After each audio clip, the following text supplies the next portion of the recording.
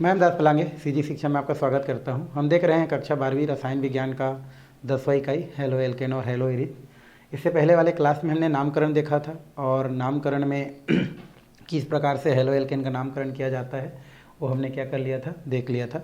आज थोड़ा सा हम लोग चर्चा करते हैं हेलो एल्केन में समवायता। वैसे समवायता आप 11th क्लास में पढ़े होंगे। समवायता मतलब होता है ऐसे यौगिक होते हैं जिनके अणु सूत्र समान होते हैं लेकिन उसके भौतिक और जो रासायनिक गुण होते हैं वो क्या होते हैं, आपके अलग अलग होते हैं।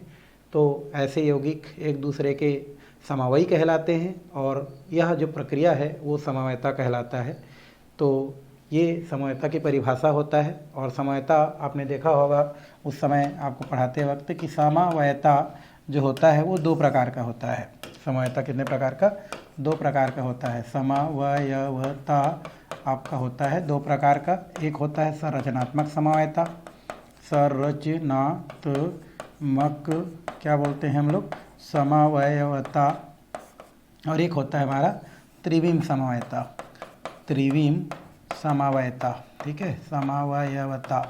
त्रिविम समवायता के दो भाग होते हैं। एक होता है हमारा ज्यामितीय समवायता, ज्यामितीय समवायता, और एक होता है हमारा प्रकाशीय समवायता, प्रकाशीय समवायता।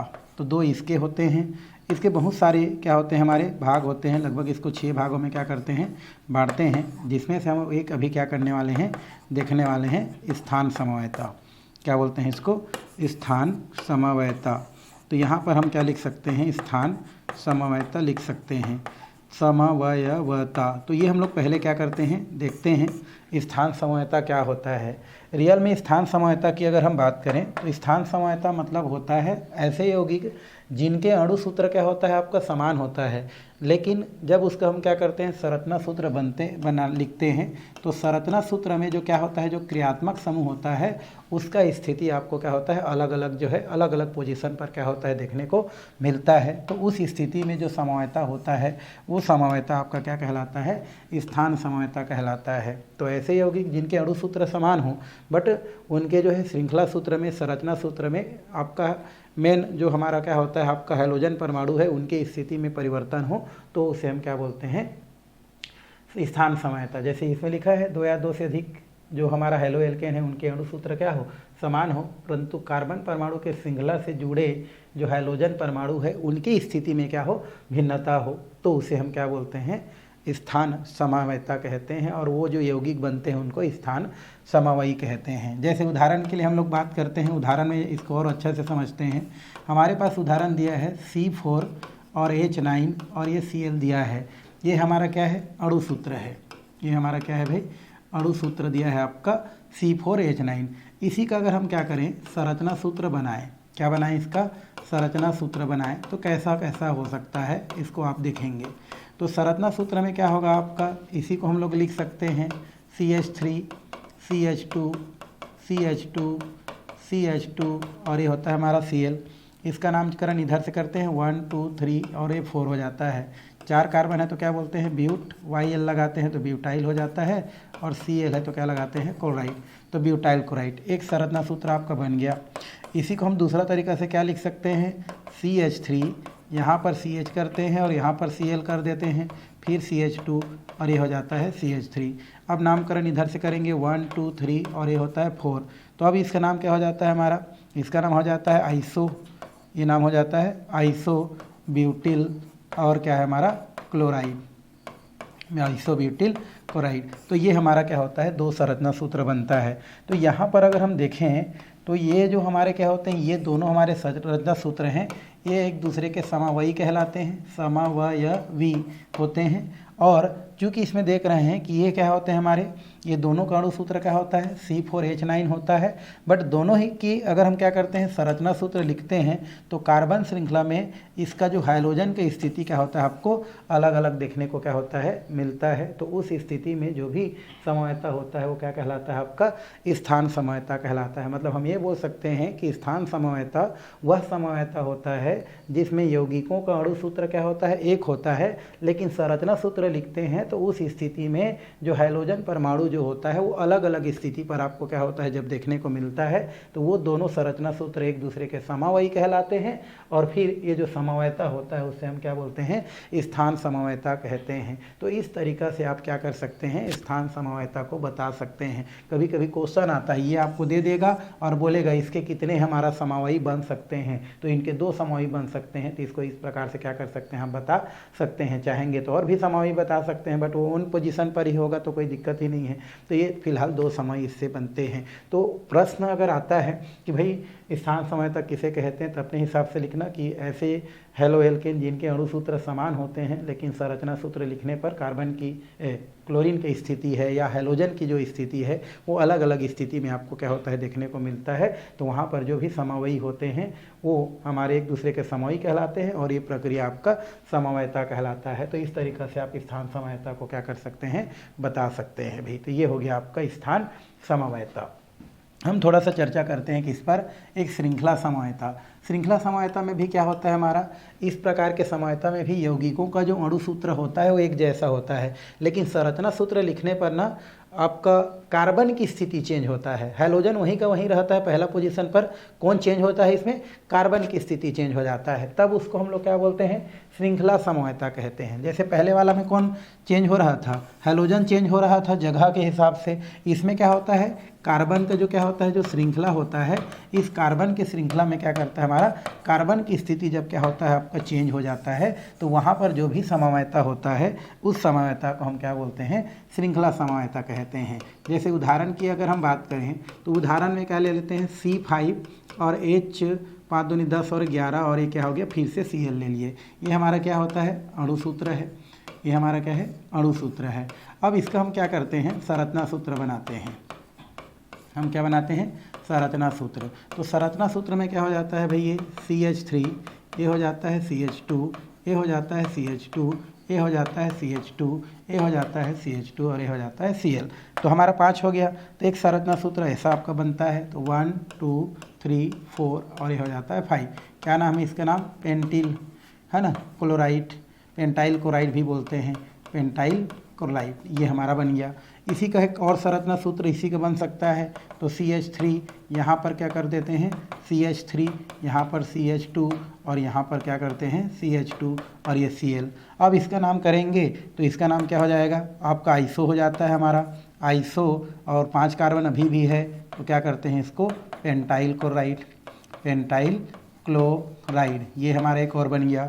इसी का अगर हम और एक ठो बनाएं तो यहाँ पर एक और बन जाएगा CH3, यहाँ पर हो जाता है CH2 और यहाँ पर हो जाता है CH3, अच्छा CH3 और ये हो जाता है आपका CH2 और यहाँ पर हम क्या करें Cl। तो यहाँ पर क्या होता है, इसका नाम जो है नियो, क्या बोलते हैं इसको, neo pentyl chloride, neo pentyl chloride है ना, क्या बोलते हैं इसको भाई, नियो पेंटिल क्लोराइड कहते हैं, पेंटिल क्लोराइड कहा जाता है। तो आप देख रहे हैं कि इन तीनों यौगिक का जो आपका संरचना सूत्र है, संरचना अणु सूत्र है वो यही है, लेकिन संरचना सूत्र में हम देख रहे हैं इसमें पहले कार्बन श्रृंखला के रूप में था, ये थोड़ा सा शाखा के रूप में चला गया, ये और शाखा के रूप में चला गया। तो हर बार आप देख रहे हैं इनमें कोई परिवर्तन नहीं देखने को मिला, इसमें कार्बन की स्थिति में चेंज आ गया, फिर इसमें कार्बन की स्थिति में क्या आ गया, चेंज आ गया। तो वे समवायता जिसमें यौगिकों का अणु सूत्र क्या होता है आपका, समान होता है, लेकिन संरचना सूत्र लिखने पर है ना कार्बन का जो चेन होता है उसमें कार्बन की स्थिति जब क्या हो जाता है आपका, परिवर्तित हो जाता है, तो उस स्थिति में जो भी समवायता होता है उस समवायता को हम क्या बोलते हैं, श्रृंखला समवायता के नाम से जानते हैं, श्रृंखला समवायता कहा जाता है। और इस तरीक़ा से श्रृंखला समवायता को क्या किया जा सकता है, समझाया जा सकता है। तो अगर मान लो क्वेश्चन पूछता है, वैसे पूछता नहीं है, अगर पूछ दे तो लिख सकते हैं कि श्रृंखला समवायता वे समवायता होता है जिनमें हेलो एल्केन का या यौगिकों का अणु सूत्र समान होता है, लेकिन संरचना सूत्र लिखने पर संरचना सूत्र में कार्बन की जो स्थिति होता है ना, अर्थात कार्बन चेन में जो कार्बन की स्थिति होता है वो क्या होता है आपको, जब अलग अलग दिखाई देता है। तो इस प्रकार के जितने भी यौगिक बनता है वो एक दूसरे के क्या कहलाते हैं, आपके समवायी कहलाते हैं। और ये जो हमारा समवायता होता है वो श्रृंखला समवायता के नाम से जाना जाता है। तो इस तरीक़े से हमने कितना समवायता पढ़ा, 2 समवायता पढ़ा, स्थान और श्रृंखला दोनों में अंतर क्या है? पहले हमारा हेलोजन चेंज हो रहा था जगह, और इसमें कौन चेंज हो रहा है? कार्बन चेंज हो रहा है। तो दोनों में बस इतना ही डिफरेंट है और कुछ नहीं है। और क्वेश्चन ऐसा आता है, दे दिया रहेगा आपको C5H11 और ये क्या हो जाएगा Cl, और बोलेगा कि उनके कितने समवायी बन सकते हैं, उनको आप कीजिए, यहाँ पर दर्शाइए। तो ये आपको तीनों दर्शाना पड़ेगा, ठीक है। तो ये हो गया आपका श्रृंखला समवायता। चलिए आगे हम लोग देखते हैं प्रकाशीय समवायता। प्रकाशीय समवायता रियल में दर्पण प्रतिबिंब वाला ये समवायता होता है, ठीक है, और जो कि असममित कार्बन परमाणु पर क्या होता है? पाया जाता है। जैसे हम लोग क्या करते हैं, दर्पण के सामने जब क्या हो जाते हैं? खड़ा हो जाते हैं, तो हमारा चेहरा दिखता है, तो वही हमारा क्या कहलाएगा? समवायी कहलाएगा, क्योंकि हम लोग खड़ा होते हैं तो हम ही लोग तो दिखते हैं ना भाई, भूत थोड़ी दिखता है, हम ही लोग दिखते हैं। तो हम और हमारे सामने में जो दर्पण लगा है जिसमें हमारा प्रतिबिंब क्या कर रहा है? दिख रहा है, तो वो चेहरा जो हमारा प्रतिबिंब जो है जो दर्पण में दिख रहा है, तो वो दर्पण में दिखने वाला चेहरा और हमारा खुद का चेहरा, ये दोनों क्या होता है? एक दूसरे के क्या कहलाते हैं? समवायी कहलाते हैं। और वहाँ पर जो समवायता होता है वो प्रकाशीय समवायता होता है, और इस प्रकार से इसको दर्शाया जा सकता है। मान लो हमारे पास कोई यौगिक दिया गया है, ये हमारा दिया है CH3, है ना, CH3, यहाँ पर कार्बन हम लोग रख देते हैं, और इसको हम उदाहरण के तौर पर क्या करते हैं? इसको देखते हैं भाई, ठीक है। तो ये उदाहरण है। अब यहाँ पर दिया है C, इधर दिया है आपका CH3, नीचे हम लोग कर देते हैं CH2 और ये CH3, इस तरफ हमारा H दिया है और इस तरफ Br दिया गया है। इसका नाम होगा हमारा 1 2 3 4 5, है ना, नामकरण करेंगे तो अगर आप क्या कर सकते हैं 1 2 3 4, तो ये हो जाता है 2 ब्रोमो ब्यूटेन है। अब इसको हम लोग क्या करते हैं? दर्पण के सामने क्या करते हैं? इसको रख देते हैं। ये मिरर है, ये हमारा क्या है? मिरर है, दर्पण है। तो इस तरफ कैसे दिखाई देगा भाई? तो ये आपका इस तरफ दिखाई देगा। ये तो ऊपर वाला ऐसे ही दिखेगा, उल्टा दिखेगा, बट रहेगा तो वहीं पर ना, रहेगा वहीं पर। फिर यह क्या हो जाएगा? C। नीचे वाला भी आपका वहीं पर दिखाई देगा, वहीं पर दिखाई देगा, मतलब वहीं पर ही दिखाई देगा आपका, ज़्यादा इधर चेंजिंग नहीं देखने को मिलेगा। वैसा उल्टा दिखेगा लेकिन पोजीशन तो वही रहेगा। बट ये जो Br है आपको दर्पण में इस तरफ से दिखेगा, और H है जो है वो इस तरफ से दिखेगा। तो ये एक दूसरे के आपके क्या कहलाते हैं? समवायी कहलाते हैं। और वो कैसा समवायी होता है? प्रकाशीय जो समवायी होता है। और यहाँ पर जो समवायता बनता है उसको हम लोग क्या बोलते हैं? प्रकाशीय समवायता के नाम से जानते हैं, जो एक दूसरे के क्या होते हैं? दर्पण प्रतिबिंब होते हैं। तो इस तरीक़ा से जो समवायता होते हैं उसको क्या कर सकते हैं? हम दर्शा सकते हैं भाई, दर्शाया जा सकता है। ये मिरर है, ये क्या हमारा मिरर है। तो इस प्रकार से 3 समवायता यहाँ पर दिया गया है। तो इस तरीक़ा से इसको हम लोग समझते हैं, ठीक है। ज़्यादातर इससे क्वेश्चन नहीं आता है, बट जानकारी के लिए बहुत क्या है? ज़रूरी है। तो इतना में हमारा समवायता क्या हो गया? ख़त्म हो गया। नामकरण ख़त्म हो गया, वर्गीकरण ख़त्म हो गया। अब चलते हैं बनाने की विधि। क्या बनाने की? हेलो एल्केन बनाने की विधि, ठीक है। चलिए, तो यहाँ पर दिया है आपका हेलो एल्केन बनाने की क्या दिया है? विधि। हेलो एल्केन बनाने की सामान्य विधियाँ दिया गए हैं, है ना, जनरल मेथड ऑफ, है ना, प्रिपरेशन ऑफ हेलो एल्केन।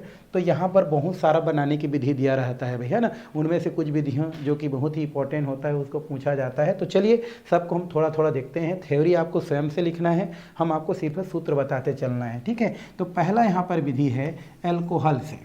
किससे बनाएंगे हम लोग? एल्कोहल से। और एल्कोहल के अंतर्गत बहुत सारे हमारे यौगिक क्रिया कराएंगे और धीरे धीरे बनाते जाएंगे। वैसे एल्कोहल का फार्मूला होता है आपका केमिस्ट्री में, ऑर्गेनिक केमिस्ट्री में ROH। ROH ये हमारा किसका फार्मूला है भाई? अल्कोहल का फार्मूला है। सामान्य फार्मूला क्या है? अल्कोहल का फार्मूला। अब R का मतलब आप जानते हो, R का मतलब क्या होता है? एल्किल होता है। R का मतलब क्या होता है? एल्किल। तो एल्किल आप कोई भी रख सकते हो। जैसे R की जगह यहाँ पर क्या रख दिए? CH3 रख दिए, तो मेथिल एल्कोहल बन जाएगा। इसका नाम क्या होता है? मेथाइल बोलते हैं। और OH को यहाँ पर क्या बोलते हैं भाई? अल्कोहल बोलते हैं। अगर मान लो आप एथिल की जगह क्या रख दिए, मतलब R की जगह क्या लिख दिए? C2H5 रख दिए और OH रख दिए, तो इसका नाम क्या हो जाता है? Ethyl alcohol. क्योंकि C2H5 को क्या बोलते हैं हम लोग? Ethyl alcohol. तो OH को ऑर्गेनिक केमिस्ट्री में अल्कोहल बोलते हैं, और सामने जो भी कार्बन आएगा उसमें YL जोड़ते जाते हैं, तो एथिल एल्कोहल। 3 कार्बन हो जाएगा, तो ये होगा 3 दूनी 6 और 1 7, तो इसका नाम क्या हो जाएगा? Propyl alcohol.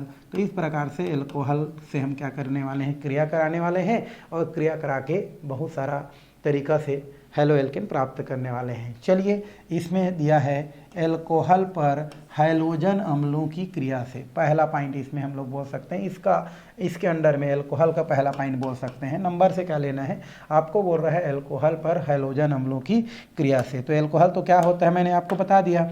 हैलोजन अम्ल क्या होता है? हैलोजन अम्ल को हम लोग दर्शाते हैं H से। हैलोजन अम्ल को किससे दर्शाते हैं? H से। जहाँ पर X की जगह आप क्या रख सकते हैं? F रख सकते हैं, फ्लोरीन, क्योंकि X मतलब हैलोजन 17वें समूह के तत्व, तो X की जगह आप क्या रखें? F। आप H की जगह क्या रख सकते हैं? Cl।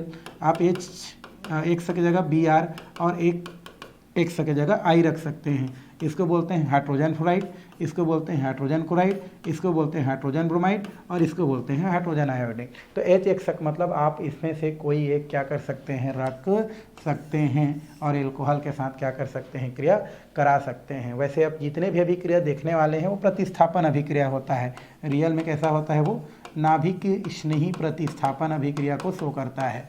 नाभिक स्नेही प्रतिस्थापन अभिक्रिया देता है। जितना भी अभिक्रिया देखने वाले हैं वो अभी क्या होता है? हमारा नाभिक स्नेही प्रतिस्थापन अभिक्रिया यहाँ पर देखते हैं, है ना। और इस प्रकार से होता भी है, क्योंकि हमारे क्या होता है कि जो भी समूह एक दूसरे को हटाता है वो क्या होता है? सेम चार्ज वाले होते हैं। नाभिक स्नेही मतलब क्या होता है भाई? नाभिक स्नेही मतलब होता है जिनको किससे लगाव हो? नाभिक से लगाव हो। और नाभिक में कौन सा चार्ज होता है? प्लस चार्ज होता है। तो न्यूक्लियोफिलिक जो होता है नाभिक स्नेही को दर्शाते हैं Nu- से, जिसको किससे लगा होता है? हमारा प्लस से लगा होता है, उसको नाभिक स्नेही कहते हैं। ठीक है, तो यहाँ पर कौन किसको रिप्लेस करता है उसके आधार पर हम लोग क्या करते जाते हैं? देखते जाते हैं। फिलहाल तो हमारा जो दिया है उसको देखते हैं। अल्कोहल पर हैलोजन अम्ल की क्रिया से, तो एल्कोहल का फार्मूला क्या होता है भाई? R और OH। हैलोजन अम्ल का क्या होता है भाई? H और X। अब यहाँ पर क्या होता है? प्लस माइनस लगाना सीखो। X माइनस होता है, हाइड्रोजन प्लस होता है। क्यों? क्योंकि हैलोजन की जो विद्युत ऋणता होता है वो क्या होता है? ज़्यादा होता है, इसलिए उसमें माइनस चार्ज, हाइड्रोजन पर प्लस चार्ज। इसी प्रकार इसको भी हम लोग प्लस और माइनस में बांट देते हैं। ये प्लस होता है और ये क्या होता है? आपका माइनस होता है। जनरली सामने वाला प्लस होता है, बाद वाला माइनस होता है। अब इधर करके पकड़ पकड़ के निकाल दो। इसमें निर्जली कारक उपयोग किया जाता है भाई। निर्जली कारक कौन सा? हमारा निर्जली कारक। यहाँ पर निर्जली कारक कुछ होते हैं हमारे, ठीक है। निर्जली कारक में कौन कौन से हैं भाई? हमारा निर्जली कारक में आपको लिया जाता है एक तो H2SO4, सांद्र H2SO4 बोल सकते हैं, जिंक क्लोराइड बोल सकते हैं, है ना, कैल्शियम ऑक्साइड बोल सकते हैं। ये अच्छे क्या होते हैं? निर्जली कारक होते हैं। तो देखो हमने प्लस माइनस कर दिया, प्लस माइनस होता है, अब निकाल दो इसके प्लस को इसके माइनस के साथ, इसके माइनस को इसके प्लस के साथ। हमेशा जब लगभग करते हैं प्लस वाला को पहले रखते हैं, तो यहाँ पर AR हो गया, इसके X के साथ जाके क्या हो जाएगा? वो जुड़ जाएगा। तो ये प्लस इसके माइनस के साथ, और ये हमारा क्या निकल गया? H और OH। तो यहाँ पर हम क्या लिख सकते हैं? इसको H2O। इस तरीक़ा से हमारा क्या हो जाता है? हेलो एल्केन क्या हो जाता है? प्राप्त हो जाता है। तो इसको हम लोग क्या बोलते हैं भाई? Halo alkane. Halo alkane IPAC नाम में क्या बोलते हैं इसका नाम? हेलो एल्केन कहा जाता है। तो आपने क्या किया? R को प्लस मान लिया, OH को माइनस, H को प्लस, X को माइनस, H और OH को पानी के रूप में निकाल दिया, तो R और X आपस में क्या हो गया? जुड़ गया, बन गया हमारा हेलो एल्केन। अब R की जगह आप क्या रख सकते हो? CH3 रख सकते हो, ये हो जाता है OH। अब H यही रहेगा, H की जगह हमने क्या रख दिया? Cl। तो ये यहाँ से क्या हो जाएगा? आपका H2O के रूप में निकल जाएगा, क्योंकि प्लस और क्या है हमारा? माइनस है। और यहाँ पर निर्जली कारक में किसके रूप में करते हैं? सल्फ्यूरिक अम्ल को ले लेते हैं। मान लो किसको ले लेते हैं? सल्फ्यूरिक अम्ल को ले लेते हैं। तो यहाँ से क्या निकल गया? H2O। तो पानी निकल गया, तो बचा क्या? CH3 और ये Cl बन गया मेथाइल क्लोराइड, मेथाइल क्लोराइड या क्लोरोमेथेन भी बोलते हैं, है ना। इसी प्रकार और भी आप क्या कर सकते हैं भाई? बढ़ा सकते हैं, कोई टेंशन ही नहीं है। CH3 ये हो जाता है CH2 और ये हमारा हो गया OH। ये हमारा क्या होता है? OH। और यहाँ पर ले लेते हैं HBr। HBr में अब क्या करेंगे? प्लस माइनस आपको करना है और निकालना है। तो ये प्लस होता है, ये माइनस होता है, ये माइनस होता है और ये प्लस होता है। तो पहले प्लस माइनस को एक दूसरे के साथ जोड़ के निकाल दो, तो क्या बन जाएगा? H2O। तो बचा क्या इधर हमारा? CH3, है ना, CH3 बचा है ना प्लस में। तो ये बचा है CH3, फिर बचा है CH2, उसके बाद क्या है? ये तो निकल गया, तो ये हमारा क्या बचा? Br। और क्या निकल गया? आपका H2O। इसको क्या बोलते हैं भाई? एथिल बोलते हैं, आपको पता है। Br को क्या बोलते हैं? ब्रोमाइड बोलते हैं। तो एथिल ब्रोमाइड हो जाता है, और इसका नाम भी क्या हो जाएगा? ऐसा ही है, एथिल ही है, बट यहाँ पर इसको क्या बोलते हैं? अल्कोहल बोलते हैं। तो यहाँ पर एथिल एल्कोहल किसके साथ, हैलोजन अम्ल के साथ क्या करता है आपका, क्रिया करता है और क्रिया करके क्या बना लेता है आपका एथिल ब्रोमाइड, अर्थात हैलो एल्केन में क्या हो जाता है, परिवर्तित हो जाता है। तो इस तरीक़ा से पहला जो हमारा एल्कोहल पर हैलोजन अम्ल की क्रिया है उससे हम क्या कर सकते हैं, इस प्रकार से बता सकते हैं। तो आप प्लस माइनस करो, है ना, और लिखने के बाद प्लस माइनस को क्या कर दो, हटा दो, आपका यौगिक क्या हो जाएगा, बन जाएगा। तो यहाँ पर इस प्रकार से ही करना, हमेशा प्लस माइनस को ही पकड़ के क्या करना है, बाहर निकालना है, और प्लस वाला को पहले रखना है, माइनस वाला को बाद में रखना है। तो यहाँ पर देख रहे हैं प्रतिस्थापन क्यों हो रहा है, क्योंकि यहाँ पर x भी माइनस है, ओ भी माइनस है, तो x आ रहा है और ओ एच जा रहा है, मतलब दोनों माइनस है। तो प्रबल नाभिक स्नेही दुर्बल नाभिक स्नेही को क्या कर रहा है, हटा रहा है, इसलिए यहाँ पर प्रतिस्थापन अभिक्रिया होता है। तो इस तरीक़ा से पहला हमारा जो बनाने का विधि है उसको क्या कर सकते हैं, हम लोग देख सकते हैं, इसमें कोई दिक्कत ही नहीं है। आगे चलते हैं, एल्किल क्लोराइड का बनना, तो अभी तो बनाए हैं भाई, जस्ट अभी एल्किल क्लोराइड का बनाए थे ना हम लोग, क्या बनाए थे, CH3OH, है ना, CH3, और इसके साथ क्या था हमारा, OH था, और क्या लिए थे, HCl। तो ये हमारा माइनस, ये हमारा प्लस, ये माइनस, ये प्लस। तो पहले किसको लिखते हैं, CH3 प्लस है, तो इसके साथ क्या करेंगे, Cl। ऐसे करते हैं ना दोनों यौगिक के साथ भाई, ऐसा निकलता है, इसका प्लस इसके माइनस, और इधर क्या हो जाएगा, H और OH कर देंगे, तभी तो हम लोग इसको क्या लिख सकते हैं, H2O लिख सकते हैं। तो ये हमारा हो जाता है मेथिल क्लोराइड, मेथिल क्लोराइड। तो इस तरीक़ा से आपका क्लोराइड क्या हो जाता है, बन जाता है। तो जनरली क्या होता है, जब दो कंपाउंड दिया रहे, एक का प्लस दूसरे के माइनस के साथ और इसका माइनस उसके प्लस के साथ क्या हो जाता है, बाहर निकल जाता है। तो इसको आपको ध्यान में क्या करना है भाई, रखना है, और बाद में प्लस को ऐसे मिटा दो तो आपका जो है यौगिक भी बन जाएगा और आपका काम भी बन जाएगा। तो इस प्रकार से एल्किल क्लोराइड क्या हो जाता है, बन जाता है। तो इसमें ज़्यादा कुछ करने की ज़रूरत ही नहीं है भाई, ठीक। ये दे एल्किल क्लोराइड का बनना। अब दूसरा हमारा एक अभिक्रिया आ गया। अब तो पहला वाला क्या था, एल्कोहल पर हैलोजन अम्ल का क्रिया था। अब क्या बोल रहा है हमारा, एल्कोहल पर फास्फोरस हैलाइड की क्रिया। अब दूसरा हमको क्रिया कराना है फास्फोरस एल्कोहल पर। एल्कोहल मतलब क्या है हमारा, ROH पर किसका क्रिया कराएंगे, फास्फोरस हैलाइड का क्रिया कराएंगे। फास्फोरस मतलब क्या होता है भाई, P, और फास्फोरस जो होता है दो प्रकार का हैलाइड बताता है, एक होता है हमारा PX3 और एक होता है PX5। तो दो प्रकार के हैलाइड इसका बनता है, PX3 और PX5। एक्स के जगह क्या क्या रखते हैं आपको सबको पता है हमारा, ठीक है। तो हमारे फास्फोरस के कितने हैलाइड होते हैं, हमारे दो हैलाइड होते हैं, एक PX3, एक होता है PX5। अब एक्स के जगह आप क्या रखते हैं भाई, एक्स के जगह फ्लोरीन, है ना, क्लोरीन, ब्रोमीन, और क्या रखते हैं, आयोडीन रखते हैं। तो जो भी रखना है रख सकते हैं। जनरली हमारे एग्जाम्पल के रूप में किसको लेते हैं, PCl3 को ले लेते हैं, एक्स की जगह 3 रख दिए, और एक क्या लेते हैं, PCl5 को लेते हैं। तो हम दोनों के साथ क्या करने वाले हैं, इसको देखने वाले हैं, ठीक है, और ओवरऑल भी देखने वाले हैं भाई, तो टेंशन ही नहीं है। चलिए अब हम क्या लेते हैं, एल्कोहल पर बोल रहा है, तो R और OH को क्या बोलते हैं, एल्कोहल। तो पहले हम लोग ले लिए अल्कोहल, किसके साथ क्रिया कराएंगे, पहला फास्फोरस ट्राई हैलाइड। तो हमने ओवरऑल ले लिया फास्फोरस ट्राई हैलाइड, अभी कोई दिख नहीं रहा है तो इसलिए हैलाइड बोल रहे हैं। तो फास्फोरस और 3 है तो क्या बोलते हैं, ट्राई, और ये हो जाता है हैलाइड। देखो ट्राई टेट्रा इसलिए प्रयोग करते हैं जब दो तत्व आपस में मिल करके 2 से अधिक यौगिक बनाता है, तो उस लिए हम लोग क्या करते हैं, डाई ट्राई का प्रयोग करते हैं। मतलब 2 तत्व मिल रहे हैं लेकिन वो 2 से अधिक यौगिक बना रहे हैं, है ना, वही लोग दोनों मिल के, जैसे फास्फोरस और हाइड्रोजन मिल करके एक बार ट्राई बनाता है और एक बार पेंटा बनाता है, मतलब दोनों जो है 2 बार मिल के 2 ठो यौगिक बना रहे हैं। इस कारण से हम लोग क्या करते हैं, 3 के लिए ट्राई यूज करते हैं और 5 के लिए क्या करते हैं, पेंटा यूज करते हैं।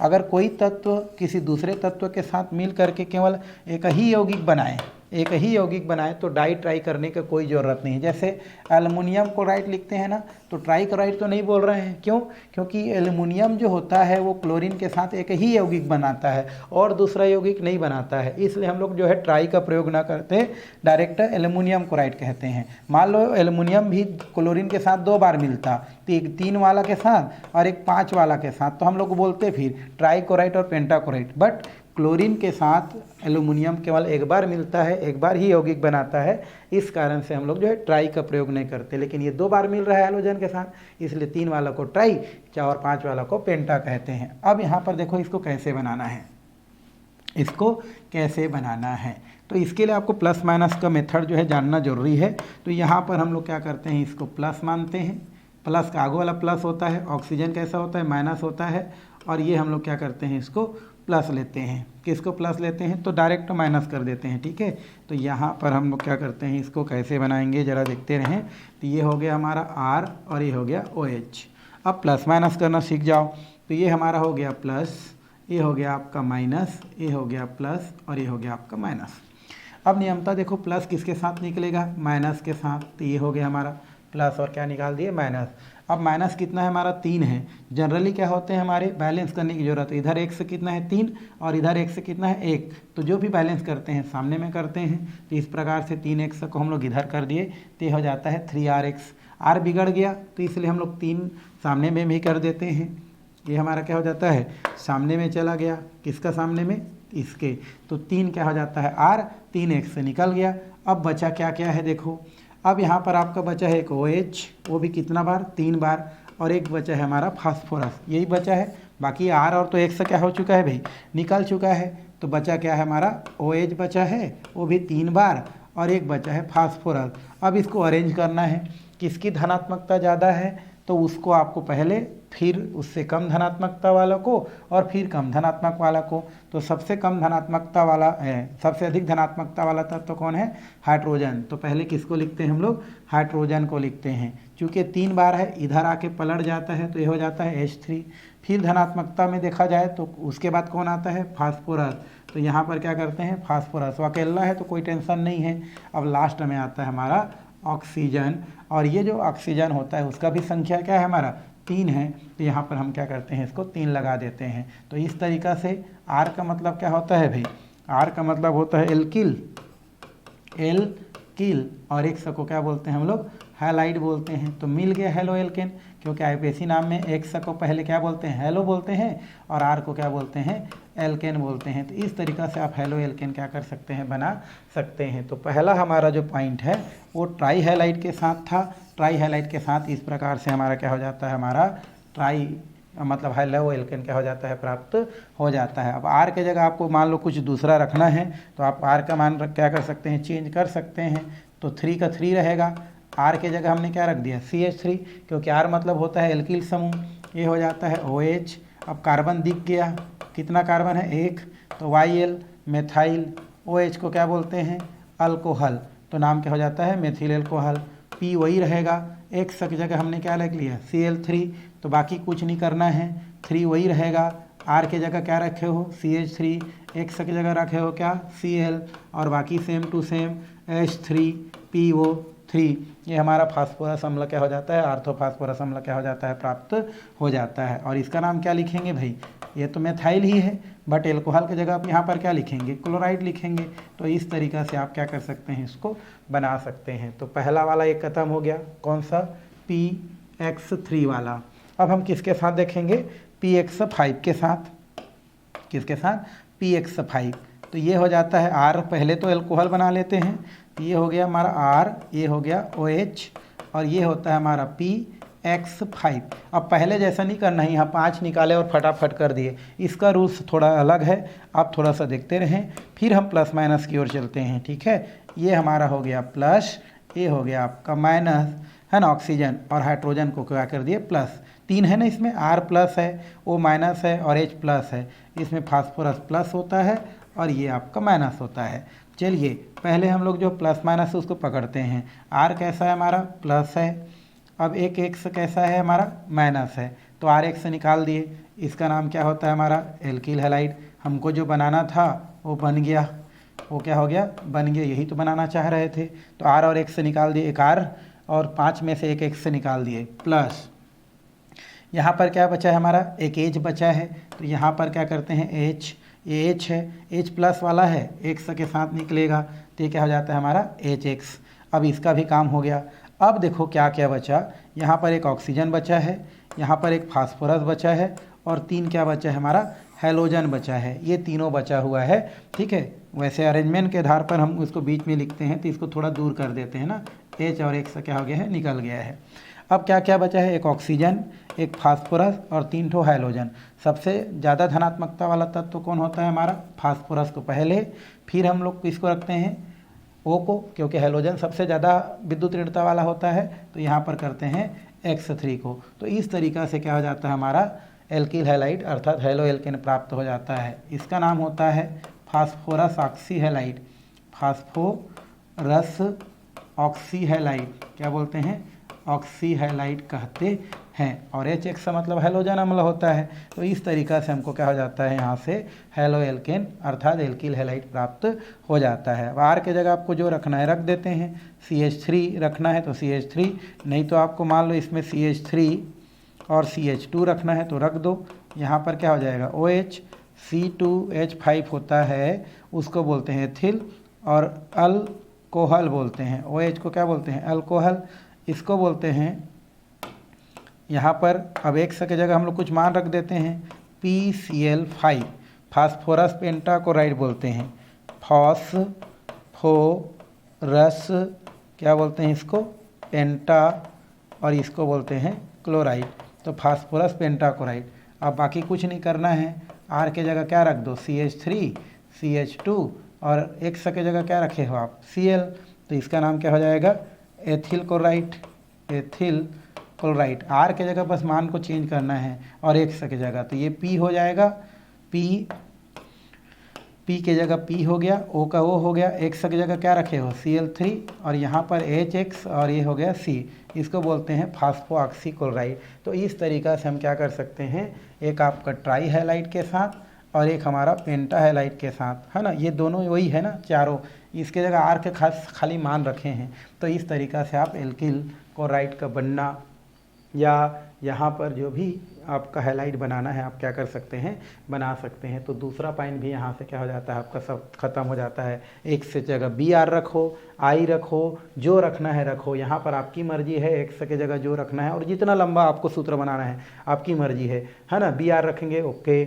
I रखेंगे ओके, F रखेंगे ओके, हमने Cl रखा है, आपकी मर्जी है तो आप दूसरा वहाँ पर रख सकते हैं और बहुत सारे यौगिक क्या कर सकते हैं, बना सकते हैं। तो ये हो गया हमारा बनाने की कितना विधियाँ हो गया, 2 विधियाँ। चलिए नेक्स्ट विधि चलते हैं एल्केनों से। कहाँ से चलते हैं भाई, एल्केनों से। एल्केन क्या होता है मैं आपको पहले बता चुका हूँ। एल्केन मतलब होता है आपका किस प्रकार से होता है, कैसा होता है। तो ये हमारे मान लो एक एल्केन है CH4, या तो इसको ऐसे भी आप कर सकते हैं। ठीक है, आप एक जगह R रखें, ये पहला हमारा क्या है, R है, और R मतलब होता है एल्किल समूह, है ना, और H लगा है मतलब एल्केन हो गया, क्योंकि R मतलब होता है एल्किल और एक हाइड्रोजन जोड़ दिए मतलब क्या हो जाता है, एल्केन। किसके साथ क्रिया कराएंगे, हैलोजन के साथ। कितना हैलोजन है हमारा, 2 हैलोजन, एक हैलोजन जाएगा और H को क्या कर देगा, रिप्लेस कर देगा और वहाँ पर स्वयं क्या हो जाएगा, जुड़ जाएगा। तो इस प्रकार से क्या हो गया, वो जुड़ गया। कौन जुड़ गया हमारा, R, और ये हो गया X और HX क्या हो गया आपका, निकल गया। तो पहले जैसा है। अब यहाँ पर हम क्या करते हैं, हमारा R के जगह रख देते हैं CH3, जिसको हम लोग मेथिल बोलते हैं, है ना। R के जगह हमने रख दिया क्या, CH3, और ये हाइड्रोजन पहले से है तो इसमें सिंगल बॉन्ड है तो क्या लगाएंगे, N, एक कार्बन है तो क्या लगाएंगे, मेथ, तो नाम क्या हो जाता है, मेथेन। हैलोजन की जगह हमने क्या रख दिया, Cl2, क्योंकि आप जानते हो हमारा हैलोजन द्विपरमाणुक होता है ना, P ब्लॉक में पढ़े हो, जिसके जगह फ्लोरीन, क्लोरीन, ब्रोमीन और आयोडीन क्या कर सकते हैं, रख सकते हैं। तो हमने क्लोरीन को रखा, क्लोरीन टूटता है तो ये हमारा 2 Cl बनाता है, तो एक Cl क्या करता है, एक हाइड्रोजन को क्या करता है, उनके जगह से हटा देता है। तो HH, एक हाइड्रोजन कौन हटा दिया, Cl, और वो Cl फिर क्या करता है, एक और हाइड्रोजन के साथ एक HCl के रूप में निकल जाता है, क्योंकि एक Cl हाइड्रोजन को हटाया तो ये दूसरा Cl के साथ क्या हो जाता है, HCl निकल जाता है। अब एक हाइड्रोजन हट गया तो क्या बचा है, मेथ, और YL मेथिल हो जाता है, और Cl को क्या बोलते हैं, क्लोराइड बोलते हैं। तो ये हमारा क्या हो जाता है, मेथिल क्लोराइड हो जाता है। तो इस तरीक़ा से बोल सकते हैं मेथेन एक क्या है, एल्केन है, और जब उसको हैलोजन के साथ क्या करते हैं, क्रिया कराते हैं, तो हैलोजन एल्केन में से एक हाइड्रोजन को या एक से अधिक हाइड्रोजन को क्या करता है, रिप्लेस कर देता है, और इस प्रकार से क्या करता है, वो आपका हेलो एल्केन का निर्माण करता है। फिलहाल तो एक को रिप्लेस करता है और इस तरीक़ा से हमारा हेलो एल्केन बन जाता है। ठीक है, क्या बन जाता है हमारा भाई, हेलो एल्केन बन जाता है। इसी का आप ऐसी नाम लिखेंगे तो क्या लिखेंगे, पहले क्लोरीन को पहले लिखेंगे, क्लोरीन को पहले लिखेंगे, तो क्लोरीन को पहले लिखेंगे मतलब क्लोरो हो जाएगा, एक कार्बन है तो मेथ हो जाएगा और सिंगल वन है तो एन हो जाएगा, तो ये हमारा क्या हो जाएगा, क्लोरोमेथिल, जो कि एक हेलो एल्केन होता है। तो इस तरीक़ा से आप क्या कर सकते हैं, एल्केनों से क्या कर सकते हैं, बता सकते हैं, बताया जा सकता है। यहीं पर एक रिएक्शन होता है, इंपॉर्टेंट रिएक्शन, स्वार्ज रिएक्शन बोलते हैं, स्वार्ज रिएक्शन अभिक्रिया होता है। ठीक है, स्वार्ज क्या होता है हमारा, एक रिएक्शन है, इंपॉर्टेंट है। ठीक है, स्वार्ज रिएक्शन होता है। ठीक है भाई, स्वार्ज रिएक्शन मतलब होता है स्वार्ज अभिक्रिया। ये क्वेश्चन पूछा भी गया है आपको पेपर में, तो इसको ज़्यादा फोकस करना है, ये आपका इम्पोर्टेंट है। ठीक है, इसके लिए हम क्या करते हैं, इसके लिए हम लोग लेते हैं CH3। ठीक है, हम क्या लेते हैं इसके लिए, CH3, और ये ले लेते हैं CH2, जिसको C2H5 भी लिख सकते हैं। ठीक है, तो हमने क्या लिया, CH3 और क्या लिया, CH2, और हमने ले लिया Br। C2H5 है ना, C2H5 है, इसको हम लोग क्या बोलते हैं, एथिल, और Br को क्या बोलते हैं, ब्रोमाइड, ये होता है हमारा ब्रोमाइड। ओके, प्लस हम ले लेते हैं AgF को क्या बोलते हैं, Ag को बोलते हैं सिल्वर, Ag को क्या बोलते हैं भाई, सिल्वर बोलते हैं। ठीक है, सिल्वर कहते हैं, और F को क्या बोलते हैं, फ्लोराइड बोलते हैं। ठीक है, इसको बोलते हैं फ्लोराइड बोलते हैं। ठीक है, अब कुछ नहीं करना है, प्लस माइनस करना है आपको, और दोनों को एक प्लस माइनस को एक साथ जोड़ देना है।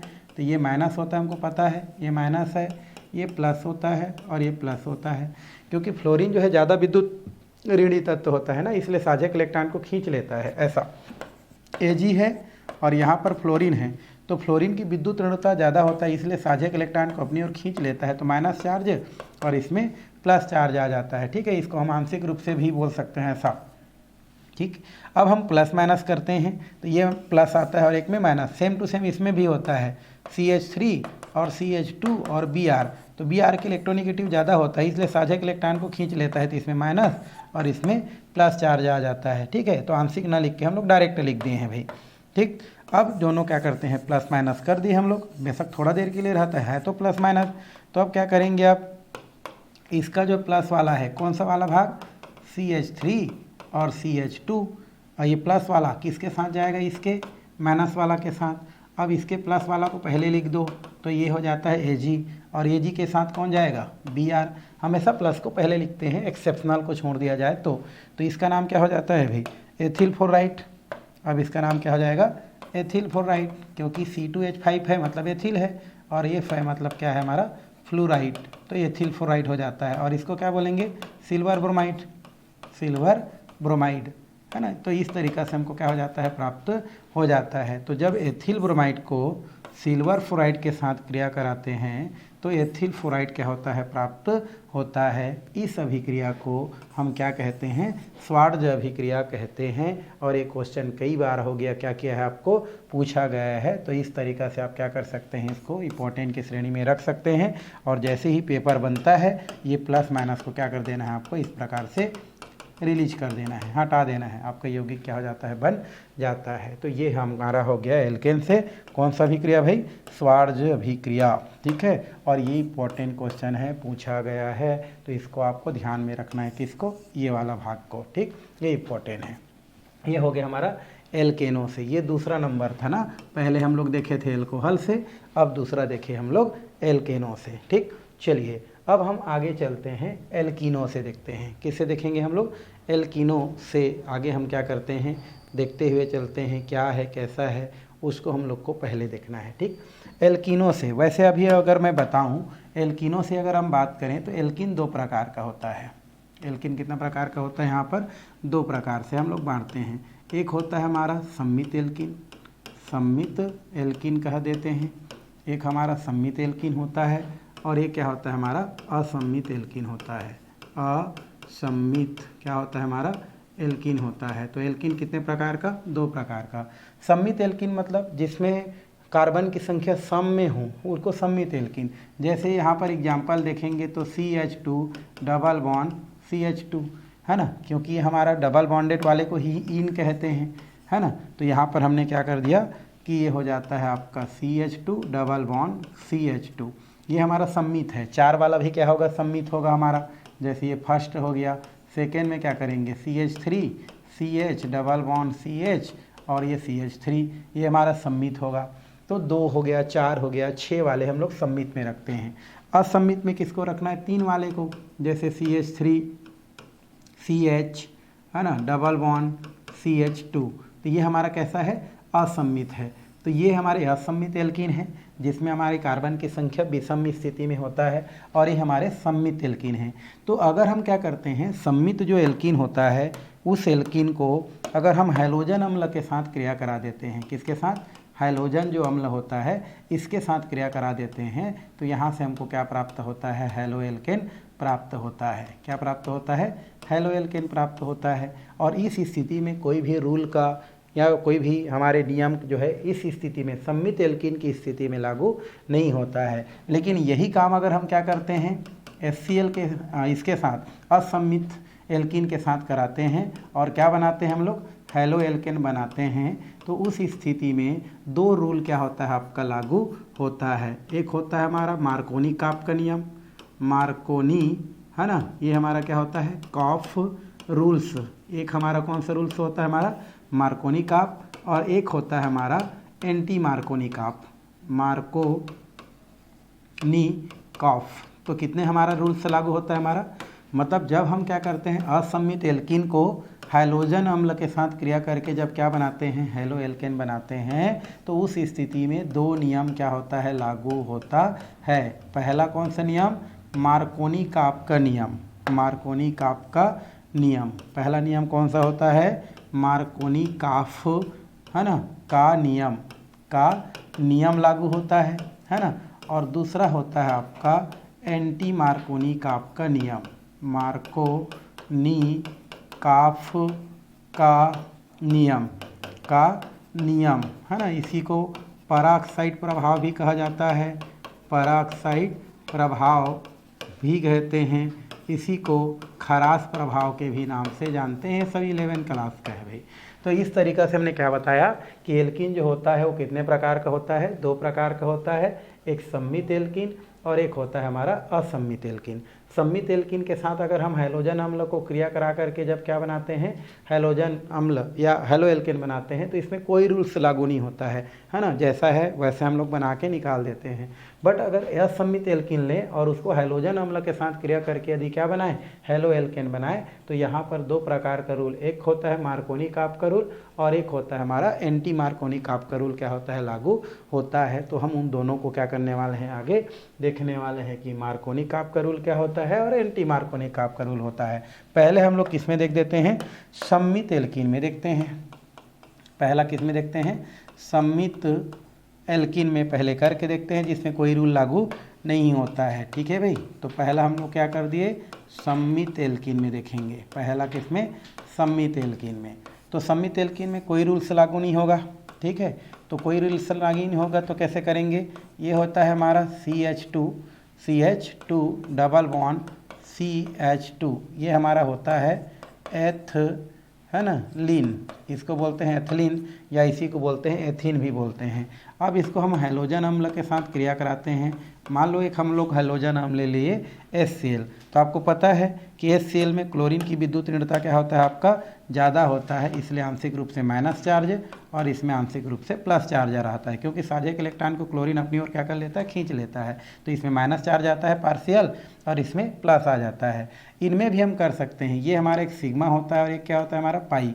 तो ये अगर क्या करता है, इस तरफ इलेक्ट्रॉन चला जाता है, तो जिस तरफ इलेक्ट्रॉन जाता है वहाँ पर आंशिक रूप से माइनस चार्ज और जिधर से जाता है उस पर कौन सा चार्ज आता है? प्लस चार्ज आता है। अब टेंशन ही नहीं है, प्लस को माइनस के साथ जोड़ो और माइनस को किसके साथ जोड़ो, प्लस के साथ। जनरली जो डबल बॉन्ड वाले और ट्रिपल बॉन्ड वाले जो भी यौगिक होते हैं ना, वो योगात्मक अभिक्रिया देखते हैं, जुड़ने वाला अभिक्रिया ज़्यादा आपको देते हैं भाई, इसको ध्यान रखेंगे। तो देखो CH2 क्या है, माइनस है, और H क्या है, प्लस है, तो इधर आके क्या हो जाएगा, CH2 पहले था बट एक हाइड्रोजन जो प्लस वाला है वो किसके साथ जाके जुड़ जाता है, यहाँ पर माइनस के साथ जुड़ जाता है, तो CH2 और ये हाइड्रोजन आ जाता है तो कितना हो जाता है, CH3 हो जाता है। अब यहाँ पर सिंगल बांड बचा है क्योंकि एक बांड तो इधर चला गया है, और सिंगल बांड के बाद क्या बचा है, CH2 बचा है, ये वाला CH2 कैसा है, प्लस है, मतलब यहाँ पर आके कौन जुड़ जाएगा, माइनस वाला जुड़ जाता है। तो हमने क्या किया, देखो ये प्लस वाला किसके साथ जुड़ रहा है, माइनस के साथ, और ये जो माइनस है इसके साथ क्या जुड़ रहा है, प्लस के वाला साथ जुड़ रहा है। तो ये देखो प्लस इधर गया तो CH2 का CH3 हो गया, और सिंगल बांड आ गया क्योंकि एक तो बांड खींच चुका है, और ये है CH2 का CH2 प्लस है तो माइनस आके क्या हो गया, उससे जुड़ गया, और क्या बन गया हमारा, एथिल, और Cl को बोलते हैं क्लोराइड। तो नाम क्या हुआ इसका, नाम एथाइल क्लोराइड क्या हो जाता है, बन जाता है। तो यहाँ पर कोई रूल्स लागू नहीं हो रहा है, किसमें, हमारा सम्मित एल्कीन में। ठीक है भाई, सम्मित एल्कीन में कोई रूल्स लागू नहीं हो रहा है, ठीक है। और इसको आप हटा सकते हो समझने के पश्चात। अब हम किसके पास चलते हैं भाई, असम्मित एल्कीन के पास चलते हैं जिसमें लागू होता है। तो असम्मित एल्कीन असम्मित एल्कीन में हम लोग बात करते हैं जिसमें रूल्स क्या होता है, लागू होता है। तो असम्मित एल्कीन में देखेंगे तो यहाँ से रूल लागू होगा, कौन सा रूल, पहले हम लोग देखते हैं मार्कोनी-काप का नियम, ठीक है। तो असम्मित एल्कीन के साथ जब हैलोजन का योग होता है तो कितने प्रकार का रूल लागू होता है भाई, 2 प्रकार का रूल लागू होता है, मार्कोनी-काप का नियम और एंटी मार्कोनी-काप का नियम, ठीक है, जिसको हम पहले क्या कर चुके हैं, बता चुके हैं। पहला हम किसको देखते हैं, मार्कोनी-काप के नियम के अनुसार, मार्कोनी-काप के नियम के अनुसार, नियम अनुसार लिख सकते हैं, नियम अनुसार। मार्कोनी-काप का जो क्या होता है नियम अनुसार, वो ये बोलता है यदि क्या होता है, जो भी हमारा समूह है, ये जो हमारा क्या होता है HX समूह है, HX समूह के एक प्लस वाला भाग होता है और एक माइनस वाला भाग होता है। तो जब हम क्या बोल रहे हैं कि ये CH3 CH double bond CH2 ये हमारा असम्मित एल्कीन होता है, तो जो ध्रुवीय अणु होता है ना, ये हमारा क्या होता है, जुड़ने वाला जो अणु होता है, कौन सा अणु, जुड़ने वाला अणु कौन है, हमारा HX है। तो जुड़ने वाला अणु का जो माइनस वाला भाग होता है वो असम्मित एल्कीन के, असम्मित एल्कीन है, असम्मित एल्कीन के उस कार्बन परमाणु पर जुड़ता है जिस पर हाइड्रोजन की संख्या क्या होता है, आपका कम होता है। तो उसे हम क्या कहते हैं, मार्कोनी-काप का क्या कहते हैं, नियम कहते हैं। तो लिख सकते हैं जुड़ने वाले है ना, ध्रुवीय चाहेंगे तो बोल सकते हैं बट अणु हम लोग लिख देते हैं हमारा। तो यहाँ पर क्या हो जाता है, जुड़ने वाले अणु का है ना, अणु का ऋणात्मक भाग, जुड़ने वाला अणु का ऋणात्मक सिरा या ऋणात्मक भाग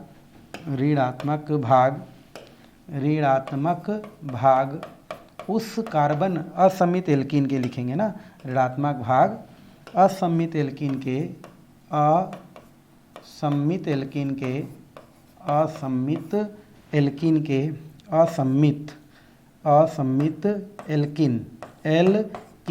है ना, द्विबंध बोल सकते हैं, द्विबंध असम्मित एल्कीन के उस कार्बन परमाणु से जुड़ता है, उस कार्बन परमाणु से जुड़ता है,